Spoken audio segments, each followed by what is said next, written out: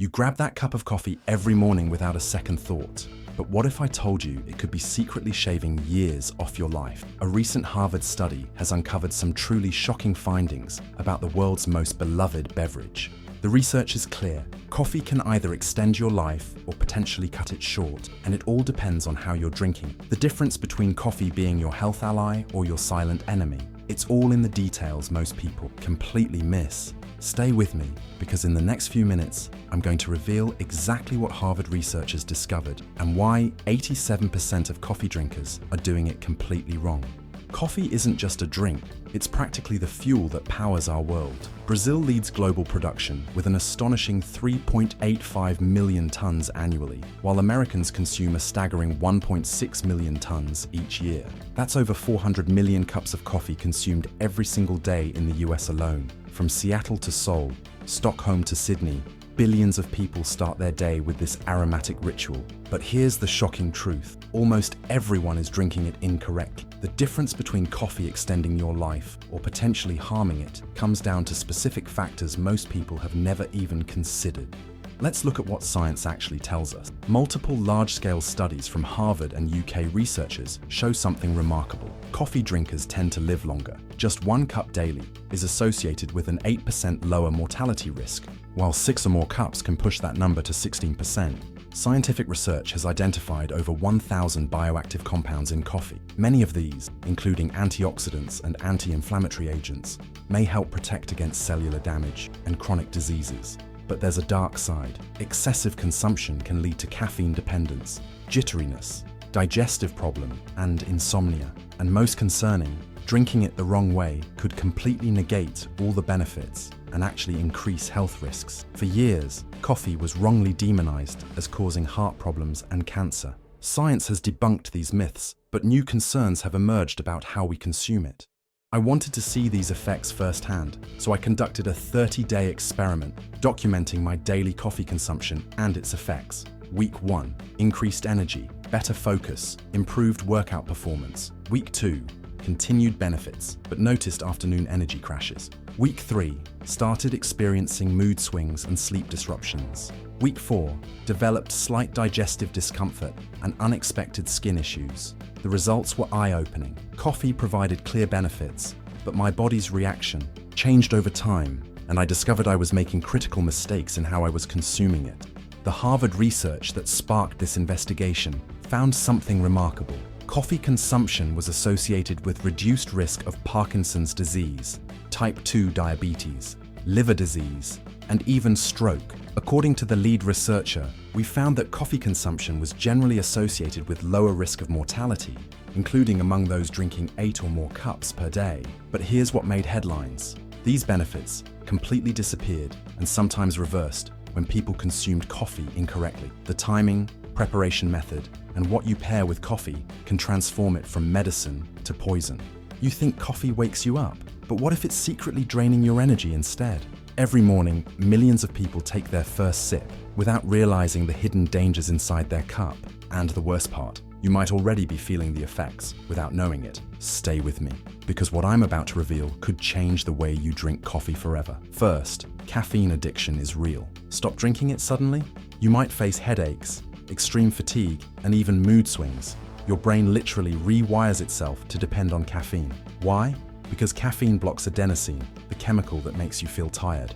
Over time, your brain fights back, producing more adenosine receptors. Quit coffee suddenly, and boom, fatigue hits like a truck. And here's the worst part. It can take up to 2 weeks for your brain to recover. Ever felt miserable skipping coffee for a day? Now you know why. Second, drinking coffee on an empty stomach. Bad idea. Without food to buffer the acid, your stomach lining takes a direct hit. This can trigger heartburn, acid reflux, and long-term stomach damage. Studies show that drinking coffee first thing in the morning increases the risk of gastritis by 60%. And if you already have digestive issues, you're making them worse every single morning. Third, coffee silently weakens your bones. Every cup increases calcium loss. Studies show that drinking 4+ cups daily significantly lowers bone density, especially in women. Why? Because caffeine speeds up calcium excretion through urine. Lose too much calcium and your bones suffer. The fix: balance coffee with calcium-rich foods, or risk bone problems later in life. And that's not even the worst part. Coffee also spikes cortisol, the stress hormone, leading to anxiety, weight gain, and poor sleep. Drink it too late in the day, your deep sleep takes a hit by an hour or more. You might not even realize it, but your body does. And for those with high blood pressure, coffee can push it even higher. If you're drinking multiple cups daily, your heart might be paying the price. So how should you actually consume coffee? The research points to these evidence-based guidelines. Limit intake to 400 milligrams of caffeine daily. That's about 3 to 4 standard 8 cups. Beyond this threshold, the risks start outweighing the benefits. Never drink coffee on an empty stomach. Always have it after a meal, ideally breakfast, to buffer its acidic effects and slow caffeine absorption. Balance your coffee intake with calcium-rich foods like yogurt, cheese, or fortified plant milk to offset potential calcium loss. Time your last cup at least 8 to 10 hours before bedtime. Even if you can fall asleep, caffeine disrupts your deep sleep cycles, reducing overall sleep quality. Choose your brewing method wisely. Paper-filtered coffee removes diterpenes that can raise cholesterol, while cold brew reduces acidity by up to 67%. What if I told you your morning coffee could actually help you burn fat? Sounds too good to be true, right? But science backs it up. Studies show caffeine increases your metabolism by 3 to 11%, meaning your body burns more calories, even at rest. And when it comes to fat loss, the impact is even bigger. Research proves caffeine can boost fat burning by up to 29%, especially in lean individuals. But here's the problem. Most people drink coffee in a way that completely kills these benefits. Think coffee is helping you lose weight. Not if you're adding sugar, creamers, or syrups. A single flavored latte can pack more sugar than a donut, spiking insulin, crashing energy levels, and storing fat instead of burning it. And here's what almost nobody realizes. When you drink coffee matters just as much as how you drink it. Drink it 30 minutes before exercise. You unlock maximum fat burning potential. Sip it randomly throughout the day. The effect is barely noticeable. So, is coffee a metabolism booster? Yes, but only if you drink it the right way. If you're doing it wrong, that fat-burning cup might actually be making you gain weight instead. So after everything we've uncovered, what's the final verdict? Is coffee your secret weapon for longevity, or a silent threat stealing years from your life? The truth is simple. Coffee itself isn't the villain, but how and when you drink it changes everything.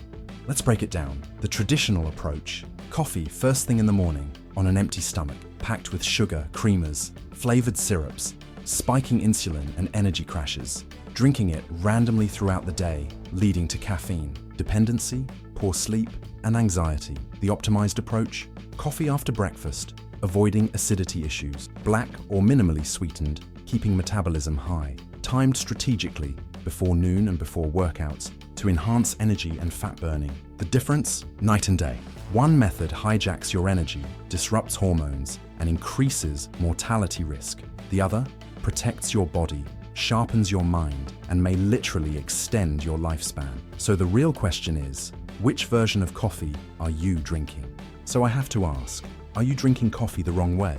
The answer could change not just how you start your mornings, but potentially how long and how well you live. Starting tomorrow, try implementing the science-backed coffee routine we've discussed. Even small changes in habits can lead to massive improvements over time. If you found this information valuable, hit subscribe and the notification bell to get more science-backed strategies to optimize your mind, body, and performance. And share this video with someone who needs to hear this, because sometimes the smallest habit shifts lead to the biggest life changes. Here's to drinking coffee the right way. Your future self will thank you.